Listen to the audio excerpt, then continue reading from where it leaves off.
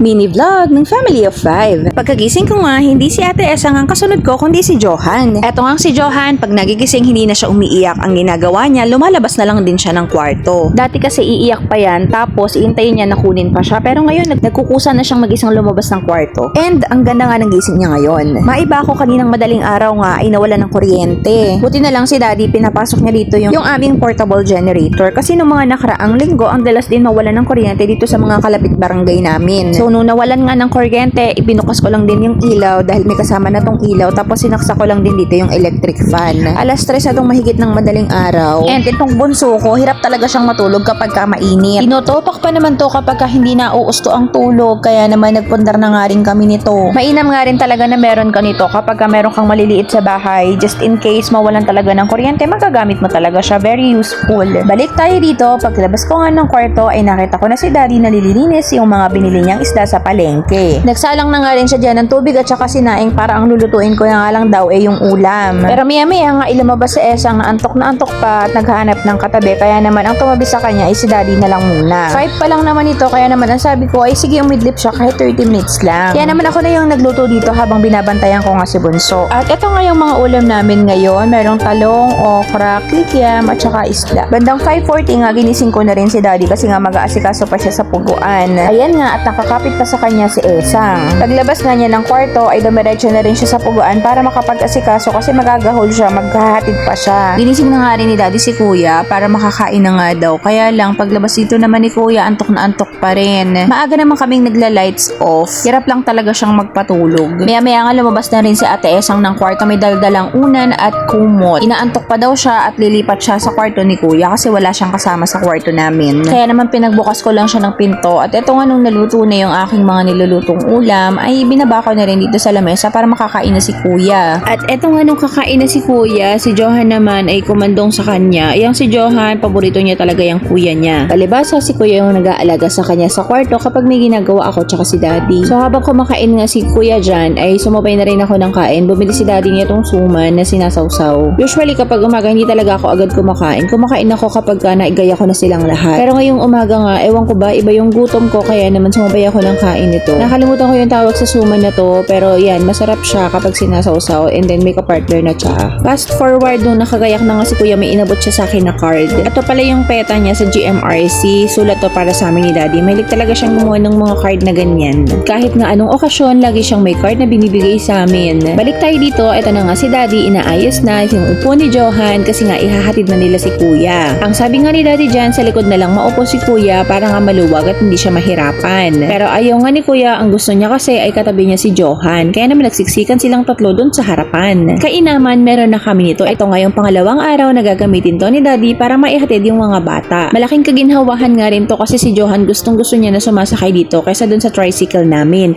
Dun kasi sa may tricycle nagwawala pa siya. Siguro hindi nga kasi siya komportable. Pero dito kasi nakaayos siya ng upo tapos behave lang siya. Kaya kahit ang sakay ni Daddy ay si Johan at si Esang lang, ay hindi siya masyadong nahihirapan. Pag alis naman nila, ito naman si Ate Esang yung hinarap ko. May assignment nga siya na hindi nagawa kahapon kaya naman ngayon namin to gagawin. And habang pinapakain ko nga siya dyan, pinapagawa ko rin siya. Kumbaga nililibang-libang ko lang ganun. Ang problema lang, masyado siyang maraming kwento. Kaya naman ang nangyayari, kakain siya tapos magkukwento siya, kakain siya tapos susulat siya, tapos kakain at maglalaro naman. Ganun talaga kapag bata, maiksi kasi yung attention span nila, kaya naman hahabaan mo talaga yung pasensya mo. Letter C nga yung isusulat niya ngayon at kailangan niya punuin yung isang page ng big notebook niya. Sa umpisa nga kailangan pa niya ng guidance, pero pag tagal-tagal, kaya na niya na mag-isa na lang. Ganito yung setup namin pag umaga, kapag ihahatid si Kuya, isasama niya talaga si Johan kasi nga kapag naiwan si Johan ay hindi ko maigagayak si ate. Medyo malikot na kasi si Johan, akyat na siya ng akyat kung saan-saan. Tapos si ate naman ang gagawin naman niya ay haharutin din si Johan, maglalaro sila, kaya naman hindi kami talaga makayari kapag nagkasama sila. Fast forward nga nung nakatapos nang kumain si ate at napaliguan ko na rin, eto nga at pupusuran ko na siya. Si ate Esang nga yung namimili ng gagamitin niya sa hair niya. Pati na rin yung hairstyle, siya rin yung namimili at ang gusto niya nitong mga nakaraan ay isang tusod lang sa likod. Tapos gusto niya gagamitin niya yung malalaki niyang headband at tinatanggal din naman niya bago mag-uwian. Ewan ko ba kung anong trip nitong si Esang pagdating sa buhok niya. Nung nakagayak na nga si ate Esang, eto nga at nagbalerina na naman siya. Sumakay na nga rin si Esang sa may e-bike kasi nga yun gagamitin sa kanyang panghatid ni Daddy. Ibe-video ko pa sana sila na paalis kaya lang hindi ko na yun nagawa kasi kasi nga si Johan, basta nakita niya yung daddy niya papunta sa e-bike, ang gusto niya sasama siya. Pero kasi ang setup namin kapag sumama pa si Johan, hindi ko siya mapapalatch. Kaya kailangan ay maiwan siya para makapag-breastfeed siya, tapos iinom din kasi siya ng gamot. Yan si Ate Esang, pagkatapos niyang kumain na painom ko na rin niya ng gamot. Dalawa yung iniinom nila sa umaga, tanghali, and hapon.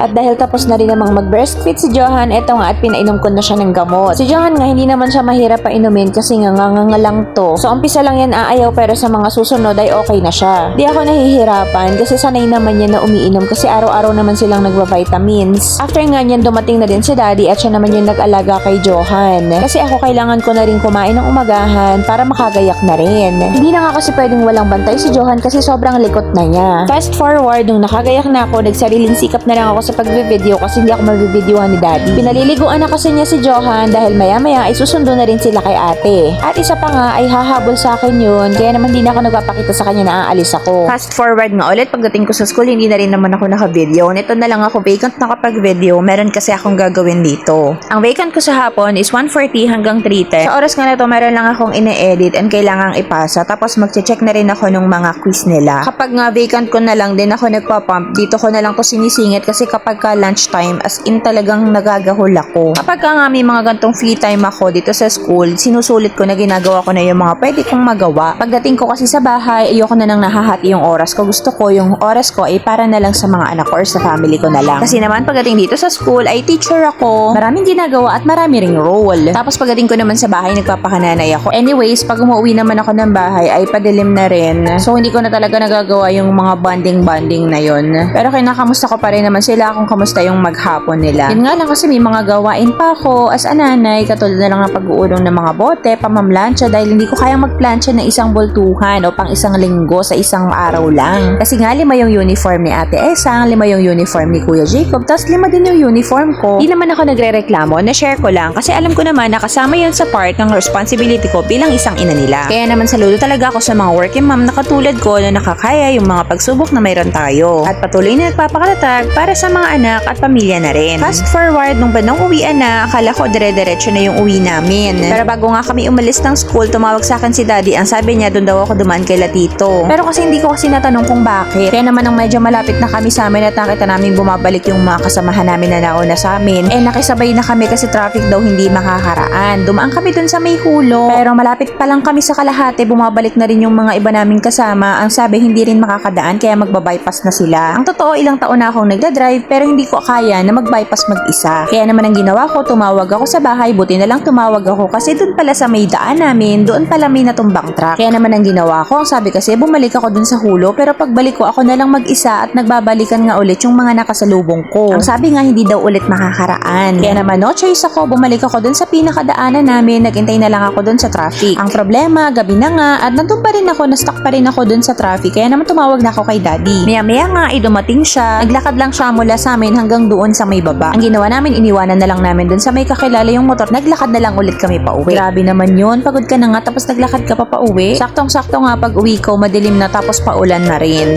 Kaya naman nagmamadali si Daddy kasi mag-aasikaso pa siya sa puguan, tapos ako naman, inayos ko na yung hapunan namin. Meron naman na kaming kanin at ulam, iinitin ko na lang yon. Hi, nakakapagod Tuesday pa lang. O paano hanggang dito na lang, salamat sa panonood. God bless, bye!